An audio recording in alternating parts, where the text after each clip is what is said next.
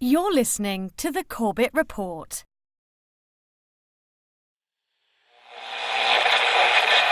High oil prices helped ExxonMobil boost its profits to nearly $11 billion in the latest quarter.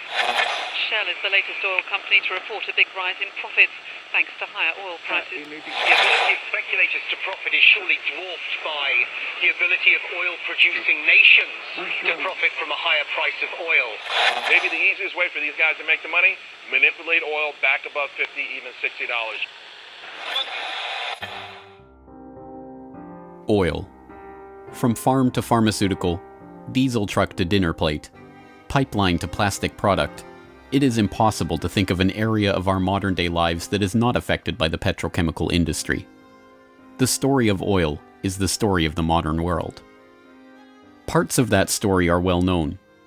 Rockefeller and Standard Oil, the internal combustion engine and the transformation of global transport, the House of Saud and the oil wars in the Middle East.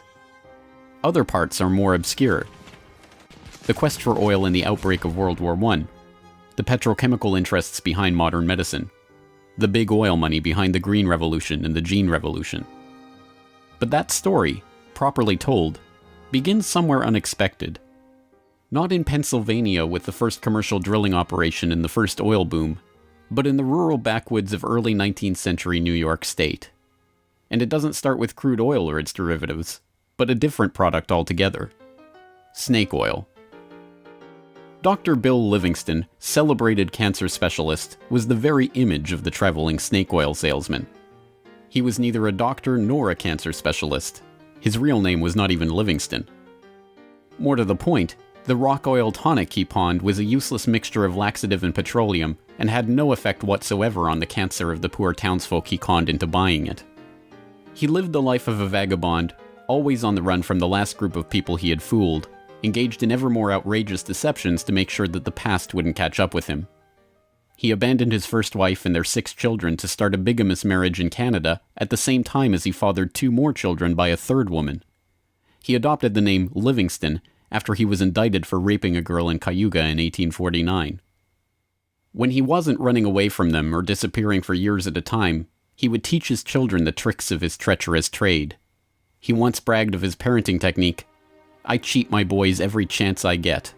I want to make 'em sharp." A towering man of over 6 feet and with natural good looks that he used to his advantage, he went by Big Bill. Others, less generously, called him Devil Bill. But his real name was William Avery Rockefeller, and it was his son, John D. Rockefeller, who would go on to found the Standard Oil monopoly and become the world's first billionaire. The world we live in today is the world created in Devil Bill's image. It's a world founded on treachery, deceit, and the naivety of a public that has never wised up to the parlor tricks that the Rockefellers and their ilk have been using to shape the world for the past century and a half. This is the story of the oligarchy.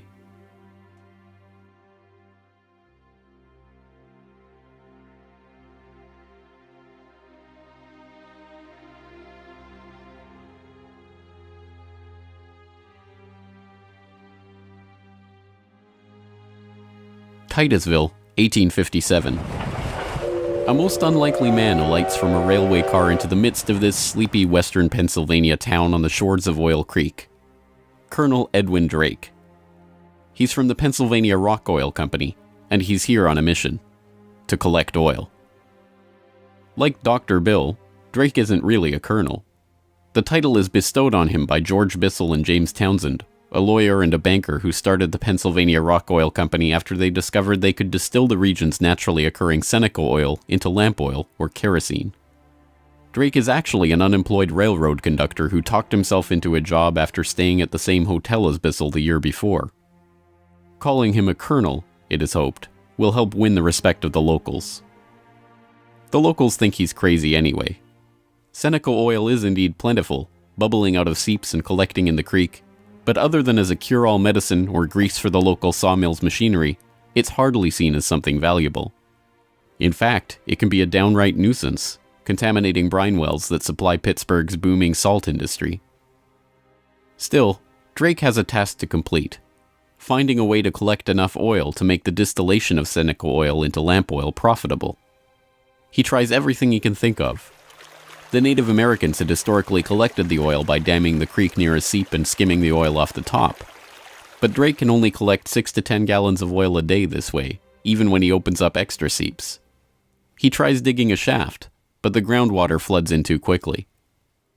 By the summer of 1859, he's desperate. Drake is running out of ideas, Bissell and Townsend are running out of patience, and, most importantly, the company is running out of funds. He turns to Uncle Billy Smith, a Pittsburgh blacksmith who had experience drilling brine wells with steam-powered equipment. They get to work drilling down through the shale bedrock to reach the oil. It's maddeningly slow work, with the crude equipment struggling to get through 3 feet of bedrock a day. By August 27th, they've drilled down 69.5 feet. Drake has used the last of his funds, and Bissell and his partners have decided to close up the operation. On August 28th, they strike oil.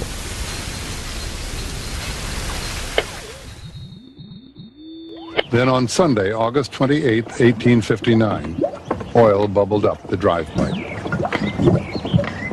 Uncle Billy and his son Sam bailed out several buckets of oil.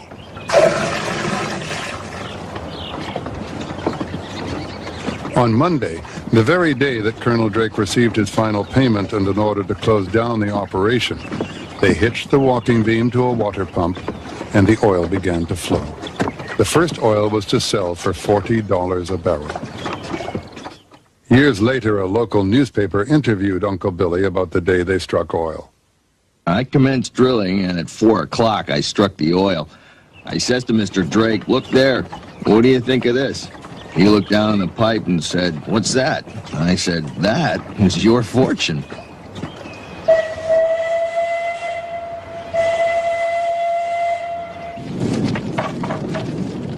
Drake's well proved that by drilling for it, oil could be found in abundance and produced cheaply. Overnight, a whole new industry was born.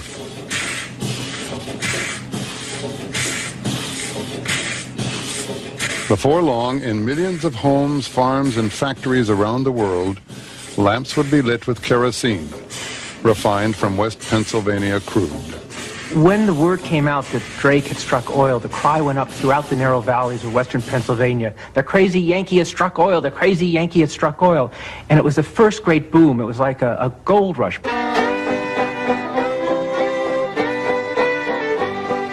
Down in Pennsylvania, there is plenty oil, they say. Petroleum, petroleum, we must all have some. Overnight, the quiet farming backwoods of rural Pennsylvania was transformed into a bustling oil region, with prospectors leasing up flats, towns springing up from nowhere, and a forest of percussion rigs covering the land. The first oil boom had arrived. Already poised to make the most of this boom was a young up-and-coming bookkeeper in Cleveland with a head for numbers, John Davison Rockefeller. He had 2 ambitions in life, to make $100,000 and to live to be 100 years old. John D. set off to make his fortune in the late 1850s, armed with a $1,000 loan from his father, Devil Bill. Grandfather never finished high school and went to Cleveland having borrowed $1,000 from his father to start business, paid 9% interest on it, incidentally. And he read about the oil business just beginning and got interested and came to realize that it was a very volatile business at the time. In 1863, seeing the oil boom and sensing the profits to be made in the fledgling business, Rockefeller formed a partnership with fellow businessmen Maurice B. Clark and Samuel Andrews, a chemist who had built an oil refinery but knew little about the business of getting his product to market. 2 years later, the shrewd John D. bought out his partners for $72,500 and, with Andrews as partner, launched Rockefeller and Andrews.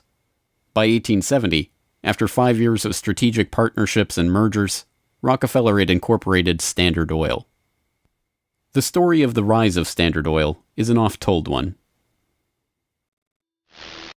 In a move that would transform the American economy, Rockefeller set out to replace a world of independent oilmen with a giant company controlled by him. In 1870, begging bankers for more loans, he formed Standard Oil of Ohio. The next year, he quietly put what he called Our Plan, his campaign to dominate the volatile oil industry, into devastating effect. Rockefeller knew that the refiner with the lowest transportation cost could bring rivals to their knees. He entered into a secret alliance with the railroads called the South Improvement Company. In exchange for large, regular shipments, Rockefeller and his allies secured transport rates far lower than those of their bewildered competitors. By 1879, when Rockefeller is 40, he controls 90% of the oil refining in the world. Within a few years, he will control 90% of the marketing of oil and a third of all of the oil wells. So this very young man controls what is not only a national but an international monopoly in a commodity that is about to become the most important strategic commodity in the world economy. By the 1880s, the American oil industry was the Standard Oil Company, and Standard Oil was John D. Rockefeller. But it wasn't long until a handful of similarly ambitious and well-connected families began to emulate the Standard Oil success story in other parts of the globe. One such competitor emerged from the Caucasus in the 1870s, where Imperial Russia had opened up the vast Caspian Sea oil deposits to private development. Two families quickly combined forces to take advantage of the opportunity. The Nobels, led by Ludwig Nobel and including his dynamite-inventing, prize-creating brother Alfred, and the French branch of the infamous Rothschild banking dynasty, led by Alphonse Rothschild. In 1891, the Rothschilds contracted with M. Samuel & Co., a Far East shipping company headquartered in London and run by Marcus Samuel, to do what had never been done before: ship their Nobel-supplied Caspian oil through the Suez Canal to East Asian markets. The project was immense. It involved not only sophisticated engineering to construct the first oil tankers to be approved by the Suez Canal Company, but the strictest secrecy. If word of the endeavor was to get back to Rockefeller through his international intelligence network, it would risk bringing the wrath of Standard Oil, which could afford to cut rates and squeeze them out of the market. In the end, they succeeded, and the first bulk tanker, the Murex, sailed through the Suez Canal in 1892 en route to Thailand. In 1897, M. Samuel & Co. became the Shell Transport and Trading Company. Realizing that reliance on the Rothschild Nobel Caspian oil left the company vulnerable to supply shocks, Shell began to look to the Far East for other sources of oil. In Borneo, they ran up against Royal Dutch Petroleum, established in The Hague in 1890 with the support of King William III of the Netherlands, to develop oil deposits in the Dutch East Indies. The two companies, fearing competition from Standard Oil, merged in 1903 into the Asiatic Petroleum Company, jointly owned with the French Rothschilds, and in 1907 became Royal Dutch Shell. Another global competitor to the Standard Oil throne emerged in Iran at the turn of the 20th century. In 1901, millionaire socialite William Knox D'Arcy negotiated an incredible concession with the King of Persia: exclusive rights to prospect for oil throughout most of the country for 60 years. After 7 years of fruitless search, D'Arcy and his Glasgow-based partner, Burma Oil, were ready to abandon the country altogether. In early May of 1908, they sent a telegram to their geologist telling him to dismiss his staff, dismantle his equipment, and come back home. He defied the order, and weeks later, struck oil. Burma Oil promptly spun off the Anglo-Persian Oil Company to oversee production of Persian oil. The British government took 51% majority control of the company's shares in 1914 at the behest of Winston Churchill, then First Lord of the Admiralty, and survives today as BP. The Rothschilds and Nobels, the Dutch royal family, the Rockefellers. These early titans of the oil industry and their corporate shells pioneered a new model for amassing and expanding fortunes hitherto unheard of. They were the scions of a new oligarchy, one built around oil and its control, from wellhead to pump. But it was not just about money. The monopolization of this, the key energy resource of the 20th century, helped secure the oligarchs not just wealth, but power over the lives of billions. Billions who came to depend on black gold for the provision of just about every aspect of their daily lives. In the late 19th century, however, it was by no means certain that oil would become the key resource of the 20th century. As cheap illumination from the newly commercialized light bulb began to destroy the market for lamp oil, the oligarchs were on the verge of losing the value from their monopoly. But a series of lucky strikes was about to catapult their fortunes even further. The very next year after the commercial introduction of the light bulb, another invention came along to save the oil industry. German engineer Carl Benz patented a reliable two-stroke internal combustion engine. The engine ran on gasoline, another petroleum byproduct, and became the basis for the Benz motor wagon that, in 1888, became the first commercially available automobile in history. And with that stroke of luck, the business that Rockefeller and the other oligarchs had spent decades consolidating was saved. But more luck was needed to ensure the market for this new engine. In the early days of the automobile era, it was by no means certain that gas-powered cars would come to dominate the market. Working models of electric vehicles had been around since the 1830s, and the first electric car was built in 1884. By 1897, there was a fleet of all-electric taxis shuttling passengers around London. The world land speed record was set by an electric car in 1898. By the dawn of the 20th century, electric cars accounted for 28% of the automobiles in the United States. The electrics had advantages over the internal combustion engine. They required no gear shifting or hand cranking, and had none of the vibration, smell, or noise associated with gasoline-powered cars. Lady Luck intervened again on January 10, 1901, when prospectors struck oil at Spindletop in East Texas. The gusher blew 100,000 barrels a day and set off the next great oil boom, providing cheap, plentiful oil to the American market and driving down gas prices. It wasn't long before the expensive, low-range electric engines were abandoned altogether, and big, loud, gas-guzzling engines came to dominate the road, all fueled by the black gold that Standard Oil, Shell, Gulf, Texaco, Anglo-Persian, and the other oil majors of the time were drilling, refining, and selling. Perhaps John D's greatest stroke of luck, however, was not supposed to be luck at all. Rockefeller had come under increasing scrutiny by a public outraged by the unprecedented wealth he had amassed through Standard Oil.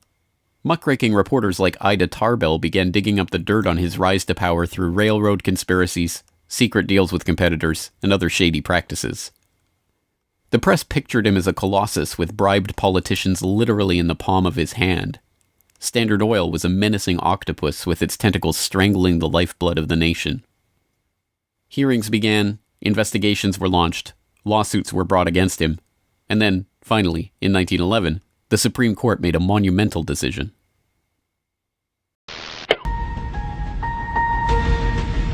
On May 15, 1911, the Supreme Court of the United States declared that Standard Oil was a monopoly in restraint of trade and should be dissolved. Rockefeller heard of the decision while golfing at Kykuit with a priest from the local Catholic Church, Father J.P. Lennon. And Rockefeller reacted with amazing aplomb. He turned to the Catholic priest and said, "Father Lennon, have you some money?"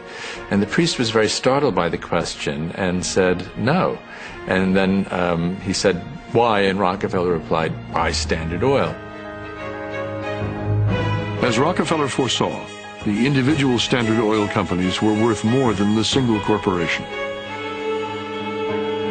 In the next few years, their shares doubled and tripled in value. By the time the reign of cash was over, Rockefeller had the greatest personal fortune in history, nearly 2% of the American economy. And it was really losing the antitrust case that converted John D. Rockefeller into history's first billionaire. So that Standard Oil was punished in the federal antitrust case, but John D. Rockefeller Sr. most assuredly was not. To the amazement of the world, Rockefeller's punishment had in fact been his reward. Rather than being taken down a peg, the splitting up of the Standard Oil monopoly had launched him as the world's only acknowledged billionaire at a time when the average annual income in America was $520. Rockefeller's story was perfectly mirrored by the story of Colonel Edwin Drake. Having struck oil in Titusville and given rise to a billion-dollar global industry, Drake had not had the foresight to patent his drilling technique or even to buy up the land around his own well. He ended up in poverty, relying on an annuity from the state of Pennsylvania to scrape together a living, and dying in 1880. For the oligarchy, the lesson of the rise of Rockefeller was obvious. The more ruthlessly that monopoly was pursued, the tighter that control was grasped, The greater the lust for power and money, the greater the reward would be in the end.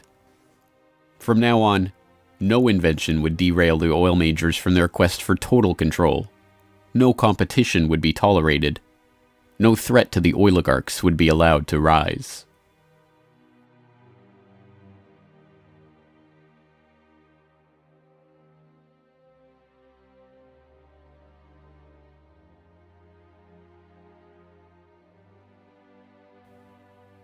When asked how he could justify the treachery and deceit with which he had pursued the creation of the Standard Oil monopoly, John D. Rockefeller is reputed to have said, "Competition is a sin." This is the mentality of the monopolist, and it is this justification, framed as religious conviction, that drove the oligarchs to so ruthlessly eliminate anyone who would dare rise up as a pretender to their throne. Ironically, it was the competition between the oligarchs in the early 20th century that helped give rise to an early external threat to their empire: alcohol fuel. As historian Lyle Cummins has noted of the period, the oil trust battles between Rockefeller, the Rothschilds, the Nobels, and Marcus Samuel's Shell kept prices in a state of flux, and engines often had to be adaptable to the fuel that was available. In many areas where oil wasn't available, the alternative was alcohol. Ethyl alcohol had been used as fuel for lamps and engines since the early 19th century. Although it was generally more expensive, alcohol fuel offered a stability of supply that was alluring, especially in areas like London or Paris that did not have predictable access to oil supplies. Alcohol has a lower heat value, or BTU, than gasoline, but a series of tests by the U.S. Geological Survey and the U.S. Navy in 1907 and 1908 proved that the higher compression ratio of alcohol engines could perfectly offset the lower heat value, thus making alcohol and gasoline engines fuel economy equivalent. One early supporter of alcohol fuel was Henry Ford, who designed his Model T to run on either alcohol or gasoline. Sensing an opportunity for new markets to boost the independent American farms that he felt were vital to the nation, Henry Ford told the New York Times, "The fuel of the future is going to come from fruit like that sumac out by the road, or from apples, weeds, sawdust, almost anything. There is fuel in every bit of vegetable matter that can be fermented." Farmers, looking to capitalize on this, lobbied for the repeal of a $2.08 per gallon alcohol tax that had been imposed to help pay for the Civil War. They were aided by those who saw fuel alcohol as a way to break the oligarchs' monopoly. In support of a bill to repeal the alcohol tax, President Teddy Roosevelt told the U.S. Congress in 1906, "The Standard Oil Company has, largely by unfair or unlawful methods, crushed out home competition. It is highly desirable that an element of competition should be introduced by the passage of some such law as that which has already passed the House, putting alcohol used in the arts and manufactures upon the free list." The alcohol tax was repealed in 1906, and for a time corn ethanol at 14 cents a gallon was cheaper than gasoline at 22 cents a gallon. The promise of cheap, unpatentable, unmonopolizable fuel production open to anyone with raw vegetable matter and a still, swept the nation. But cheap, plentiful fuel that can be grown and produced locally and independently is not what the oligarchs had in mind. A 1909 USGS report comparing gas and alcohol engines had noted that a significant point in alcohol fuel's favor was that there were fewer restrictions on alcohol engines. For the oligarchs, the answer was simple: find a way to place greater restrictions on alcohol engines. Thankfully for them, the answer to their problem was already gaining popular support. In the 19th century, America had a drinking problem. By 1830, the average American over 15 years old drank 7 gallons of pure alcohol per year, 3 times higher than today's average. This led to the first anti-alcohol movements in the 1830s and 1840s, and the formation of the Prohibition Party in 1869, and the Women's Christian Temperance Union in the 1870s. The movement enjoyed widespread and growing support, but had few political successes. Maine flirted with prohibition by outlawing the sale and manufacture of liquor in 1851, but the ban only lasted 5 years. This changed with the formation of the Anti-Saloon League in Standard Oil's birth state of Ohio in 1893. The ASL was started by John D. Rockefeller's longtime personal friend Howard Hyde Russell, and was bankrolled in part by generous annual donations from Rockefeller himself. The ASL, with Rockefeller's backing, quickly became the driving force behind a national movement to outlaw the production and sale of alcohol. Rockefeller was a teetotaler himself, not from moral concern, but because he was afraid that good cheer among friends would lead to his downfall in business. Stephen Harkness, one of the silent partner investors in Standard Oil and a director in the company until his death, had caught Rockefeller's eye when he made a fortune buying up whiskey in advance of a new excise tax that he had been tipped about and selling it at a huge profit after the tax kicked in. No, Rockefeller and Standard Oil were not concerned about the moral state of the nation, except as far as it impacted their bottom line. But when Prohibition did come in 1920, it had an interesting side effect. Although it didn't ban the use of ethanol as a fuel directly, it did lead to increasingly burdensome restrictions, requiring producers to add petroleum products to their ethanol to make it poisonous before it could be sold. Alcohol fuel, now completely unable to compete with gasoline, was abandoned altogether by the automobile industry. Another existential threat to the vast fortunes of the early oligarchs was to require an even greater effort at social engineering: public transportation. By the end of World War I, private car ownership was still a relative rarity. Only 1 in 10 Americans owned a car. Rail was still the transportation of choice for the vast majority of the public, and city dwellers in most major cities relied on electric trolley networks to transport them around town. In 1936, General Motors formed a front company, National City Lines, along with Firestone Tire and Standard Oil of California, to implement a process of bustitution, scrapping streetcars and tearing up railways to replace them with GM's own buses running on Standard Oil-supplied diesel. The plan was remarkably successful. As historian and researcher F. William Engdahl notes in Myths, Lies, and Oil Wars, by the end of the 1940s, GM had bought and scrapped over 100 municipal electric transit systems in 45 cities and put gas-burning GM buses on the streets in their place. By 1955, almost 90% of the electric streetcar lines in the United States had been ripped out or otherwise eliminated. The cartel had been careful to hide their involvement in National City Lines, but it was revealed to the public in 1946 by an enterprising retired naval lieutenant commander, Edwin J. Quimby. He wrote a manifesto exposing what he called a careful, deliberately planned campaign to swindle you out of your most important and valuable public utilities, your electric railway system.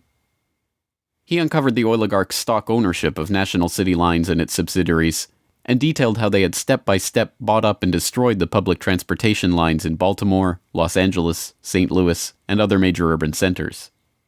Quimby's warning caught the attention of federal prosecutors, and in 1947, National City Lines was indicted for conspiring to form a transportation monopoly and conspiring to monopolize sales of buses and supplies. In 1949, GM, Firestone, Standard Oil of California, and their officers and corporate associates were convicted on the second count of conspiracy. The punishment for buying up and dismantling America's public transportation infrastructure? A $5,000 fine. H.C. Grossman, who had been the director of Pacific City Lines when it oversaw the scrapping of Los Angeles' $100 million Pacific Electric system, was fined exactly $1. Unsurprisingly, GM and its associates did not remain in the doghouse for long. In 1953, President Eisenhower appointed Charles Wilson, then the president of General Motors, as Secretary of Defense. Wilson, with Francis DuPont of the Rockefeller-connected DuPont family as chief administrator of federal highways, oversaw one of the largest public works projects in American history, the creation of the interstate highway system. With a war-era excise tax on train tickets still in place, and federally funded highways and airports providing cheaper alternatives, rail travel declined a startling 84% between 1945 and 1964. This social engineering paid off well for Standard Oil and its growing list of petrochemical associates. In the 2.5 decades after the outbreak of World War II, vehicle production in Detroit almost tripled, from 4.5 million cars a year in 1940 to over 11 million in 1965. As a result, sales of refined gasoline over the same period rose 300%. But Rockefeller was not the only oligarch working to crush all opposition to his monopoly. Across the pond, the European oligarchs were working to protect their own oil investments from upstart competitors. In 1889, a consortium of German investors led by Siemens Deutsche Bank obtained a concession from the Turkish government for extension of a railway line connecting Berlin to Basra on the Persian Gulf via Baghdad in what was then part of the Ottoman Empire. The Berlin-Baghdad railway concession was for 99 years and came with mineral rights for 20 kilometers on either side of the line, an especially lucrative deal since the rail cut right through the heart of the still untapped Mesopotamian oil region south of Mosul along the Tigris River. For the powers behind the British Empire, concerned with the military rise of Germany, this deal was unacceptable. Well, Germany, in the end of the 19th century, was looking for outlets for its exports, its industrial exports, as the German economy was growing like China is growing in the last 30 years. And they decided that Turkey would be an ideal strategic trade partner for Germany. And Georg von Siemens, one of the directors of Deutsche Bank, came up with a strategy to extend a railway from Berlin all the way down to Baghdad, which was then part of the Ottoman Empire, Baghdad in Iraq today, near the Persian Gulf. And German military began training the Turkish military. The German industry began investing in Turkey. They saw a huge potential market to begin bringing Turkey into the 20th century economically. Well, Deutsche Bank also negotiated mineral rights. I think it was 20 kilometers on either side of the railway. And it was already known in 1914 that Mosul and these other areas contained huge petroleum deposits. Well, why is that significant? At the end of the century, 19th century, Jack Fisher, the Lord of the Admiralty and the head of the Royal Navy, advocated the conversion of the British Navy from coal-fired to oil-fired, that it would have a qualitative strategic improvement in their every aspect of warship design. And since Britain didn't know that they had any oil back then, they went to Persia and swindled the Shah at that time out of oil rights in Persia. They went to Kuwait and backed a coup d'etat of the Al-Sabah family to be a British pawn. And they literally wrote a contract with him that nothing that Kuwait does with the outside world will be done without approval of the British governor. And Kuwait was known to have oil and lying right on the Persian Gulf. Well, the British looked at this railway plan of the Germans going right down to Baghdad and said, my God, you can put soldiers on rail cars and bring them down and threaten the oil lifeline of the British Navy. This is a strategic move by the Germans. It also would make Germany independent of the British control of the seas. The British oligarchs, including the British Crown with its hidden controlling stake in Anglo-Persian oil and the Rothschilds merchant Marcus Samuel at Royal Dutch Shell, sought to counter this German threat to their commercial and strategic interests. They used Armenian-born, naturalized British citizen Calouste Gulbenkian, the architect of the Royal Dutch Shell merger, in order, as he later recalled, to see British influence get the upper hand in Turkey against the Germans. If that was his task, it was a remarkable success. In 1909, the British set up the Turkish National Bank, which was Turkish in name only. Founded by London banker Sir Edward Castle and with directors like Hugo Baring of the Barings banking family, Castle himself, and Gulbenkian, the bank set up the Turkish Petroleum Company in 1912. Formed explicitly to exploit the petroleum-rich oil fields of Iraq, then part of the Ottoman Empire, Gulbenkian brokered a deal that forced Deutsche Bank, with its 40-kilometer concessions along the oil-rich Baghdad railway line, into a junior partnership in the company. The stock was split so the British government's Anglo-Persian Oil Company owned half the shares, with Royal Dutch Shell and Deutsche Bank splitting the other half.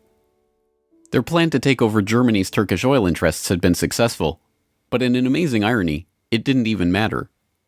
Gulbenkian finished negotiations for the Iraqi oil concession on June 28, 1914, the same day Archduke Ferdinand was shot in Sarajevo. an alliance the British had been brokering for years to constrain the rising German threat, an alliance involving France and Russia, kicked into motion, and the world was engulfed in war. By the end of World War I, the British and their allies had taken over Iraq and its oil deposits anyway. Germany had been completely cut out, and Gulbenkian, their scheming servant, received 5% of all oil field proceeds in the newly minted country. As the century wore on, the oil industry grew beyond the control of the handful of families that had dominated it since its inception. Oil deposits were located around the globe, and the resources of entire nation-states were marshaled to control them. Now, threats to the oligarchs and their interests required multilateral, multinational responses, and the consequences of those deals were felt worldwide. The story of the oil shock of 1973, as it has been delivered to us by the history books, is well known. By the late 1960s, the nation relied on imported oil to keep the economy strong. Then, in the early 1970s, oil-dependent America's nightmares came true. 13 oil-producing countries in the Middle East and South America formed OPEC, the Organization of Petroleum Exporting Countries. In 1973, OPEC placed an oil embargo on the U.S. and other nations that had supported Israel against the Arab states in the Yom Kippur War. The American economy went into a tailspin as gas shortages gripped the nation. Few, however, know that the crisis and its ensuing response was in fact prepared months ahead of time at a secret meeting in Sweden in 1973. The meeting was the annual gathering of the Bilderberg Group, a secretive cabal formed by Prince Bernhard of the Netherlands in 1954. The Dutch royal family not only gave its royal imprint to Royal Dutch Petroleum, they are still rumored to be, along with the Rothschilds, one of the largest shareholders in Royal Dutch Shell, from the days when Queen Wilhelmina's Anglo-Dutch petroleum holdings and other investments made her the world's first female billionaire, right through to today. Bernhard's guest list at the Bilderberg Group reflected his position in the oligarchy. Alongside him at the Swedish conference were David Rockefeller of the Standard Oil dynasty and his protege Henry Kissinger, Baron Edmund de Rothschild, E.G. Collado, the vice president of Exxon, Sir Dennis Greenhill, director of British Petroleum, and Gerrit A. Wagner, president of Bernhard's own Royal Dutch Shell. At the meeting in Sweden, held 5 months before the oil crisis began, the oligarchs and their political and business allies were planning their response to a monetary crisis that threatened the world dominance of the US dollar. Under the Bretton Woods system, negotiated in the final days of World War II, the US dollar would be the backbone of the world monetary system, convertible to gold at $35 per ounce, with all other currencies pegged to it. Increasing US expenditures in Vietnam and decreasing exports caused Germany, France, and other nations to start demanding gold for their dollars. With the Federal Reserve's official gold holdings plunging and unable to stem the tide of demand, Nixon abandoned Bretton Woods in August 1971, threatening the dollar's position as the world reserve currency. Accordingly, I have directed the Secretary of the Treasury to take the action necessary to defend the dollar against the speculators. I have directed Secretary Connally to suspend temporarily the convertibility of the dollar into gold or other reserve assets, except in amounts and conditions determined to be in the interest of monetary stability and in the best interest of the United States. As leaked documents from the 1973 Bilderberg meeting show, the oligarchs decided to use their control over the flow of oil to save the American hegemon. Acknowledging that OPEC could completely disorganize and undermine the world monetary system, the Bilderberg attendees prepared for an energy crisis or an increase in energy costs, which, they predicted, could mean an oil price between $10 and $12, a staggering 400% increase from the current price of $3.01 per barrel. 5 months later, Bilderberg attendee and Rockefeller protege Henry Kissinger, acting as Nixon's Secretary of State, engineered the Yom Kippur War and provoked OPEC's response, an oil embargo of the US and other nations that had supported Israel. On October 16, 1973, OPEC raised oil prices by 70%. At their December meeting, the Shah of Iran demanded and received a further raise to $11.65 a barrel, or 400% of oil's pre-crisis price. When asked by Saudi King Faisal's personal emissary why he had demanded such a bold price increase, he replied, "Tell your king, if he wants the answer to this question, he should go to Washington and ask Henry Kissinger." In the second move of the operation, Kissinger helped negotiate a deal with Saudi Arabia. In exchange for U.S. arms and military protection, the Saudis would price all their future oil sales in dollars and recycle those dollars through treasury purchases via Wall Street banks. The deal was a bonanza for the oligarchs. Not only did they get to pass the price increases on to the consumers, but they benefited from the huge flows of money into their own banks.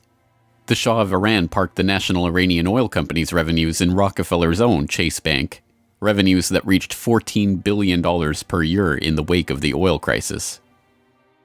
With the creation of this new system, the petrodollar, the oligarchs had reached unprecedented levels of control over the economy.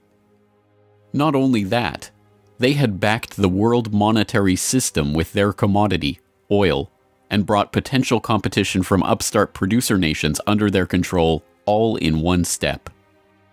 But for the insatiable appetites of these monopolist titans, mere control over the world's monetary system was not enough.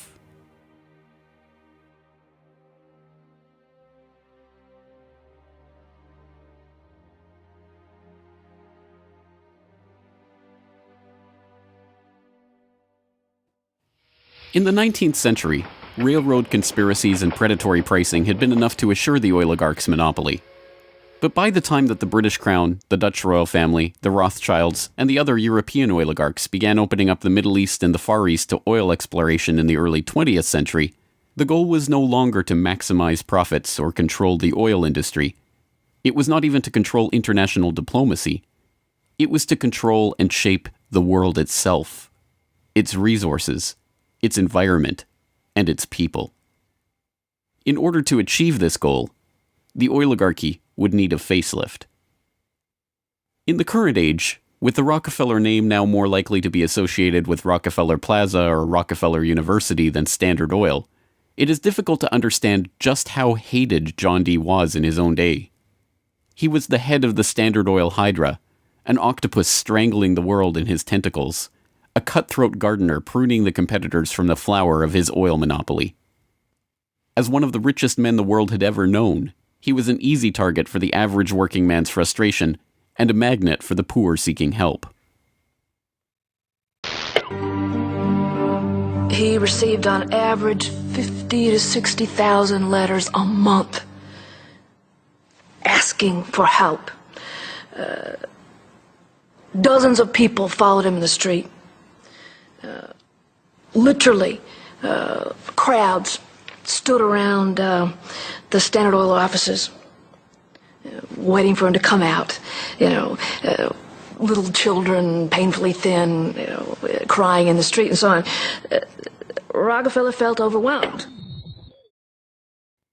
Besieged by the downtrodden, despised by the working man, hounded by Ida Tarbell and the muckraking press, John D. had the mother of all PR problems.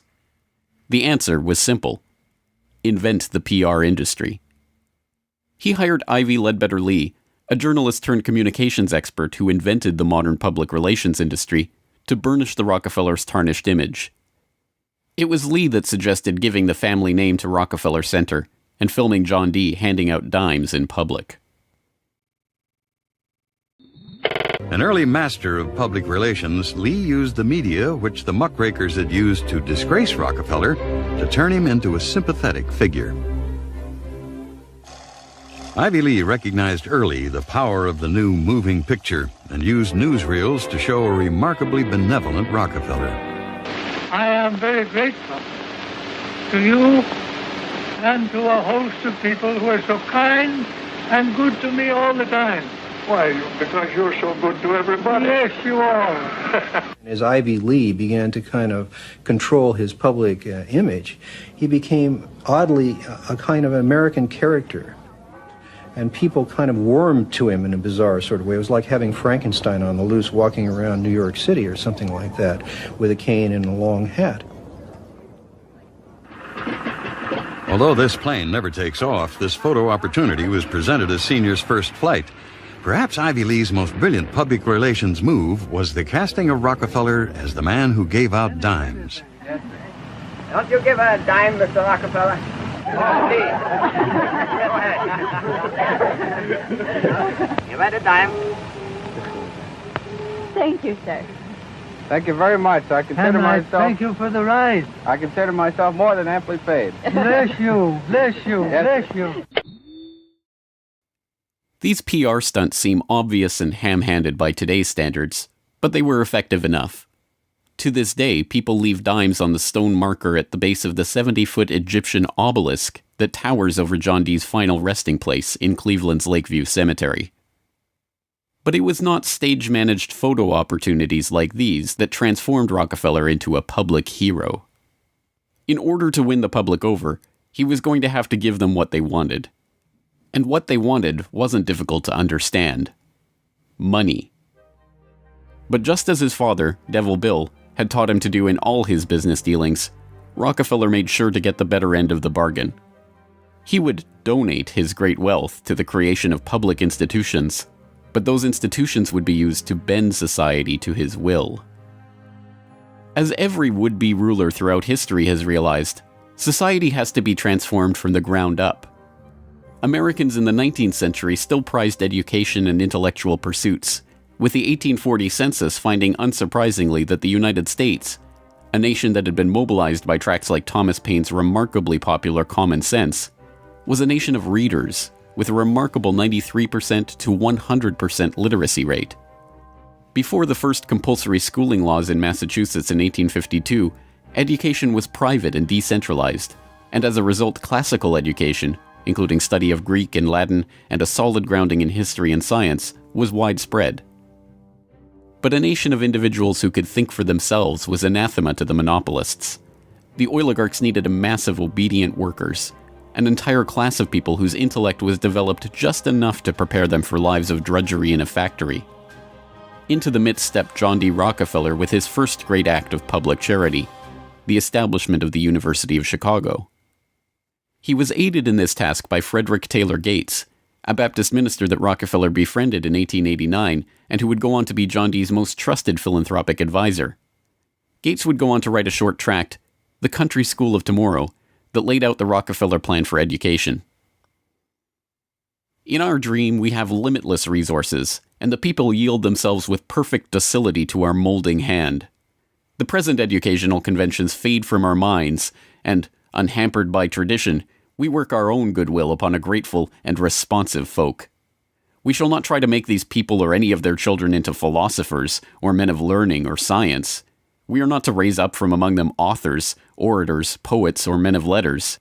We shall not search for embryo great artists, painters, musicians, nor will we cherish even the humbler ambition to raise up from among them lawyers, doctors, preachers, politicians, statesmen, of whom we now have ample supply.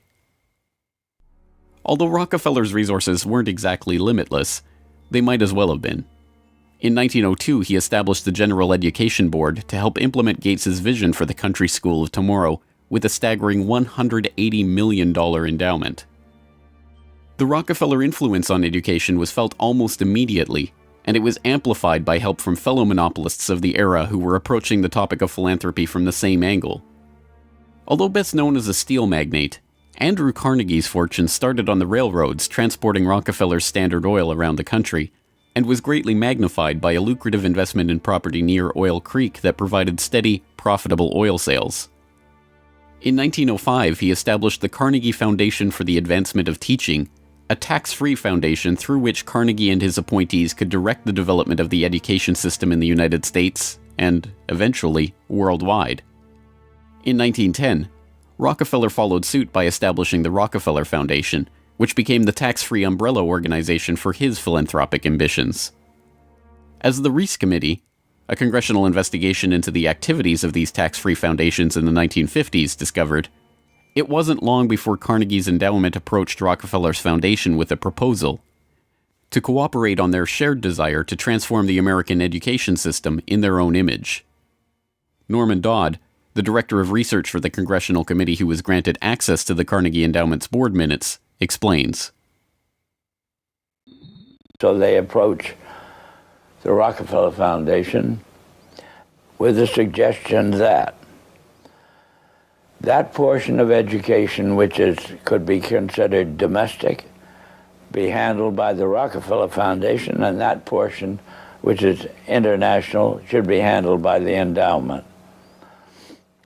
And they then decide that the key to the success of these two operations lay in an alteration of the teaching of American history. So they approach four of the then most prominent teachers of American history in the country, people like Charles and Mary Bird, and their suggestion to them is, will they alter the manner in which they present this subject, and they get turned down flat. So they then decide that it is necessary for them to do, as they say, build our own stable of historians. And then they approach the Guggenheim Foundation, which specializes in fellowships, and say, when we find young men in the process of studying for doctorates in the field of American history, and we feel that they are the right caliber, will you grant them fellowships on our say-so? And the answer is yes. So under that condition, eventually they assemble 20. And they take this 20 potential teachers of American history to London, and there they're briefed into what is expected of them when, as and if they secure appointments in keeping with the doctorates they will have earned. And that group of 20 historians ultimately becomes the nucleus of the American Historical Association. And then toward the end of the 1920s, the endowment grants to the American Historical Association $400,000 for a study of our history in a manner which points to what can this country can it look forward to in the future. And that culminates in a 7-volume study,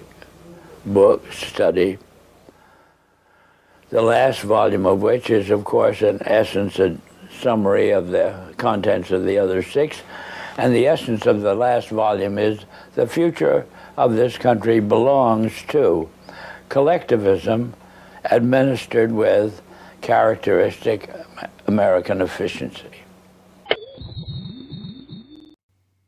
With this base for transformation firmly established, the Rockefeller Foundation and like-minded organizations embarked on a program so ambitious that it almost defies comprehension. They transformed the practice of medicine. As usual, the oligarchs that funded this change were also there to profit from it, and once again, John D. took his cue from Devil Bill's example. William Rockefeller had called his brand of snake oil Nujol for new oil, and Standard Oil spun off Nujol as a laxative under their Stanco subsidiary. Manufactured on the same premises as Flit, an insecticide also derived from Standard Oil's byproducts, Nujol sold at the druggist for 28 cents per 6-ounce bottle. It cost Standard Oil less than 1/5 of a cent to manufacture. Pharmaceuticals provided a lucrative new opportunity for the oligarchs, but in a turn-of-the-century America that was still largely based on naturopathic herbal remedies, it was a tough sell. The oligarchy went to work changing that. In 1901, John D. established the Rockefeller Institute for Medical Research. The institute recruited Simon Flexner, a pathology professor at the University of Pennsylvania, to serve as its director. His brother, Abraham, was an educator who was contracted by the Carnegie Foundation to write a report on the state of the American medical education system. His study, the Flexner Report, along with the hundreds of millions of dollars that the Rockefeller and Carnegie Foundations were to shower on medical research in the coming years, resulted in a sweeping overhaul of the American medical system. Naturopathic and homeopathic medicine medical care focused on unpatentable, unmarketable natural remedies and cures, was now dismissed as quackery. Only drug-based allopathic medicine requiring expensive medical procedures and lengthy hospital stays was to be taken seriously.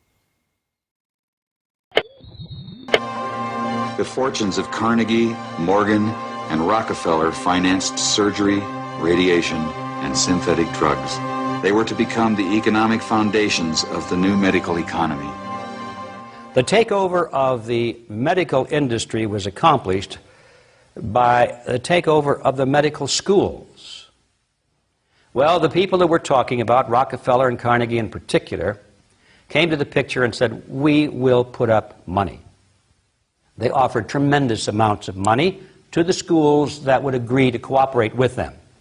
The donors said to the schools, we're giving you all this money. Now, would it be too much to ask if we could put some of our people on your board of directors to see that our money is being spent wisely? Almost overnight, all of the major universities received large grants from these sources and also accepted 1, 2, or 3 of these people that I mentioned on their board of directors, and the schools literally were taken over by the financial interests that put up the money. Now, what happened as a result of that is that the schools did receive an infusion of money. They were able to build new buildings. They were able to add expensive equipment to their laboratories. They were able to hire top-notch teachers. But at the same time as doing that, they skewed the whole thing in the direction of pharmaceutical drugs. That was the efficiency in philanthropy. The doctors from that point forward in history would be taught pharmaceutical drugs. All of the great teaching institutions in America were captured by the pharmaceutical interests in this fashion. And it's amazing how little money it really took to do it. The oligarchy birthed entire medical industries from their own research centers and then sold their own products from their own petrochemical companies as the cure. It was Frank Howard, a Standard Oil of New Jersey executive, who would go on to persuade Alfred Sloan and Charles Kettering to donate their fortunes to the cancer center that would then bear their name. As director of research at Sloan Kettering, Howard appointed Cornelius Rhodes, a Rockefeller Institute pathologist, to develop his wartime research on mustard gas for the U.S. Army into a new cancer therapy. Under Rhodes's leadership, nearly the entire program and staff of the Chemical War Service was reformed into the Sloan Kettering Drug Development Program, where they worked on converting mustard gas into chemotherapy. And once again, the Rockefellers' own snake oil was being sold as a cancer cure-all. The oligarchs' interest in the burgeoning pharmaceutical industry converged in companies like IG Farben, a drug and chemical cartel formed in Germany in the early 20th century. Royal Dutch's own Prince Bernhard served on an IG Farben subsidiary's board in the 1930s, and the cartel's American operation, set up in cooperation with Standard Oil, included on its board Standard Oil president Walter Teagle, as well as Paul Warburg of Kuhn-Loeb and Company, itself headed by Jacob Schiff of the Rothschild broker family.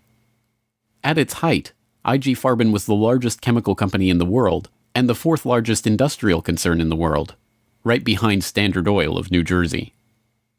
The company was broken up after World War II, but like Standard Oil, its various pieces remained intact, and today BASF, one of its chemical offshoots, remains the largest chemical company in the world, while Bayer and Sanofi, 2 of its pharmaceutical offshoots, are among the largest pharmaceutical companies in the world.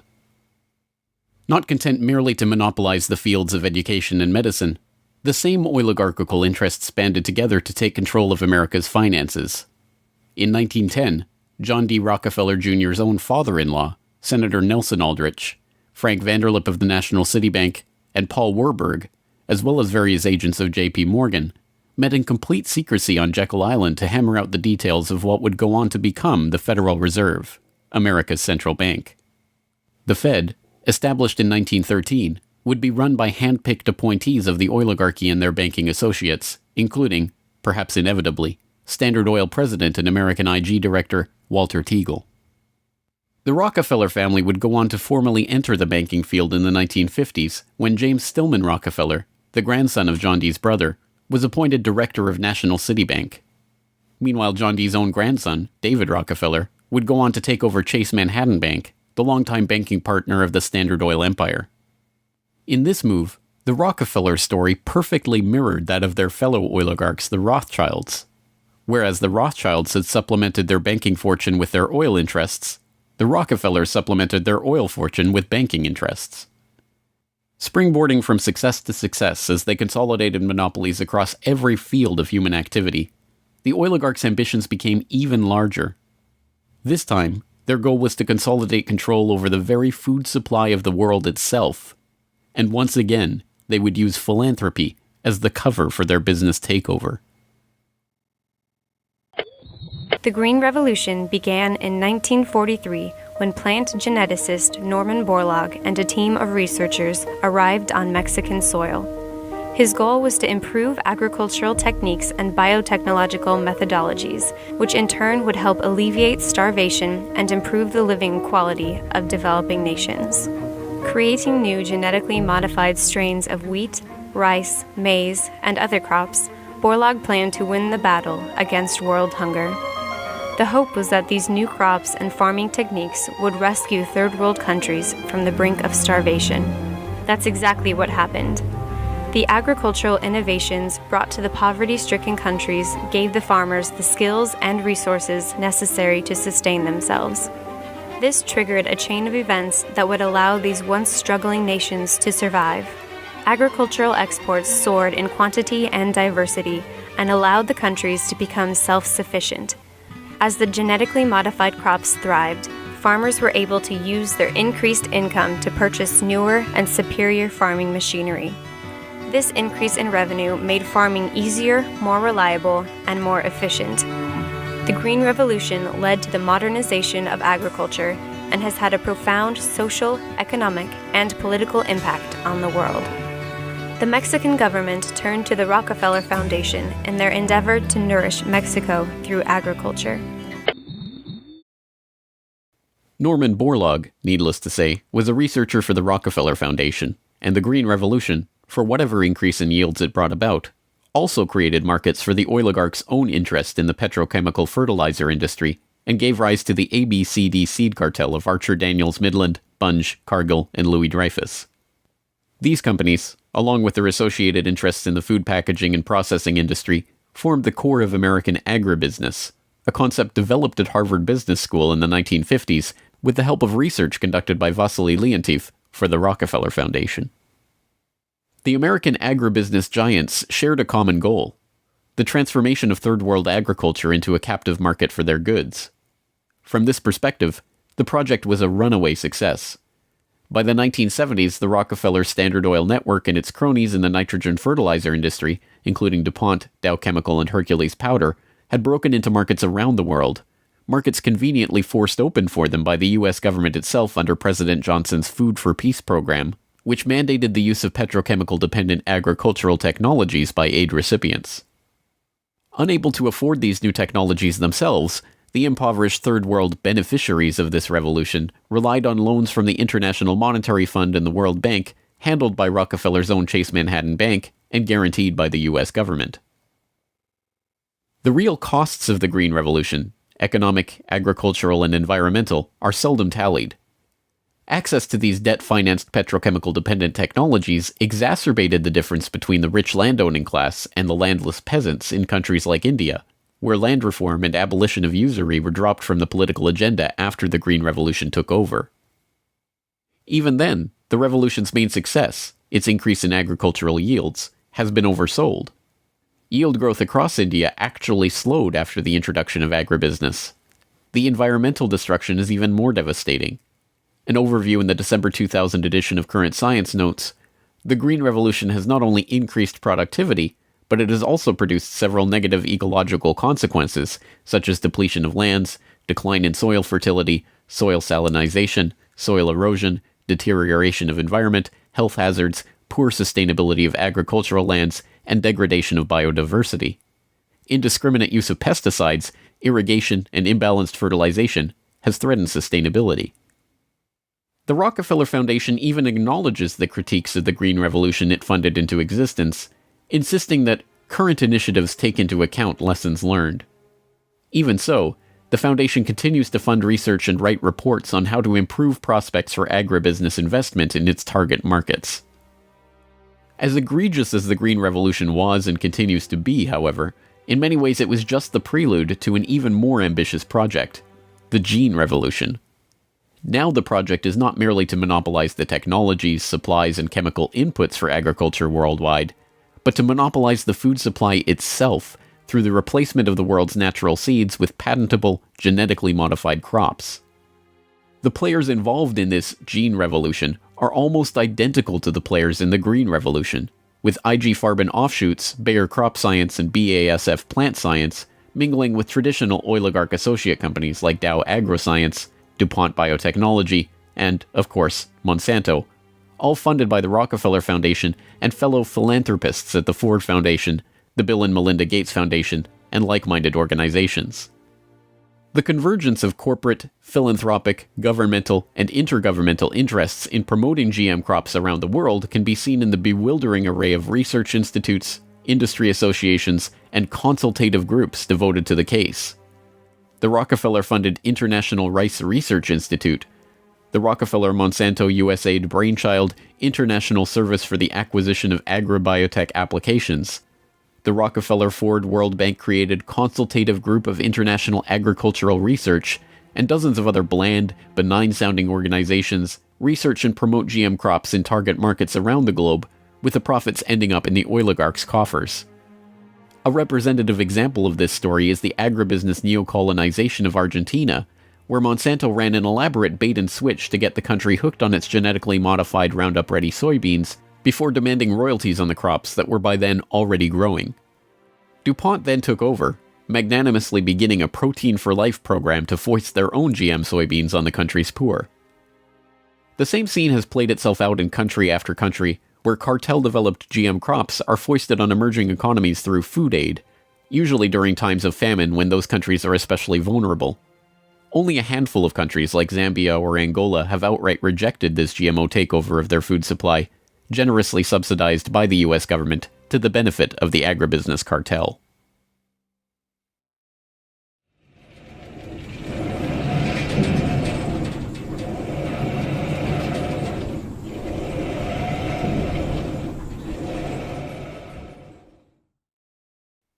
From cutthroat pioneers of the early oil industry to Machiavellian social engineers and geopolitical schemers, the oligarchs have come a long way since the days of Devil Bill's snake oil cure-alls.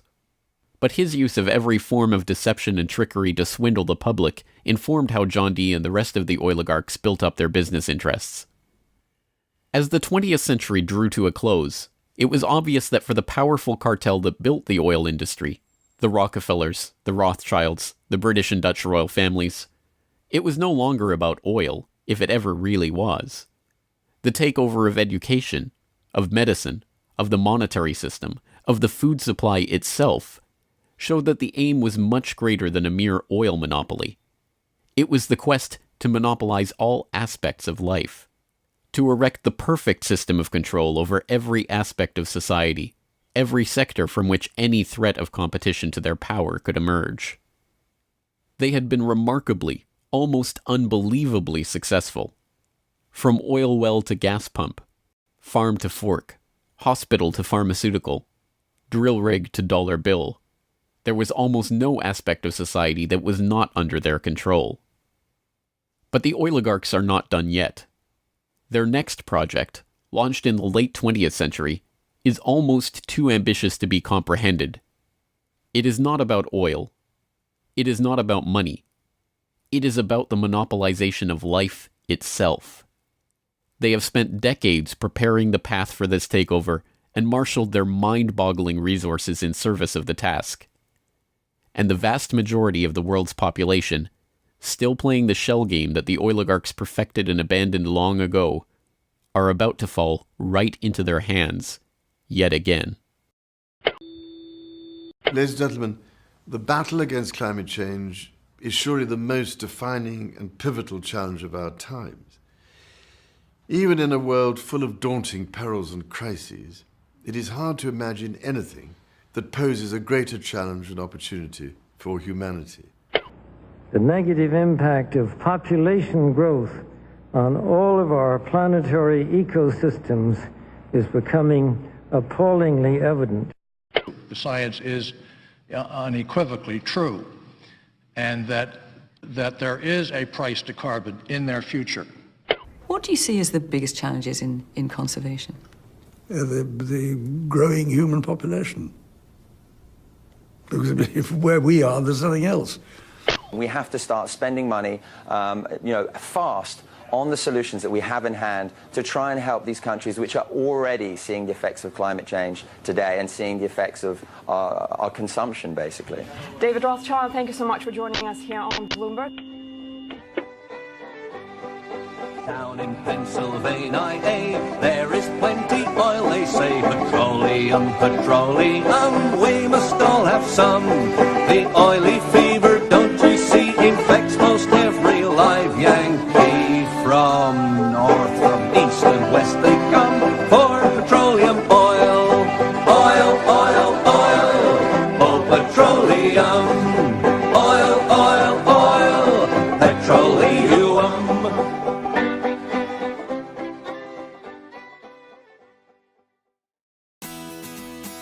The Corbett Report is brought to you by the Corbett Report subscriber, a weekly newsletter featuring James Corbett's International Forecaster editorial, recommended reading and viewing, discounts on Corbett Report DVDs, and once a month, a subscriber-only video. Sign up today to start receiving your copy at corbettreport.com/support.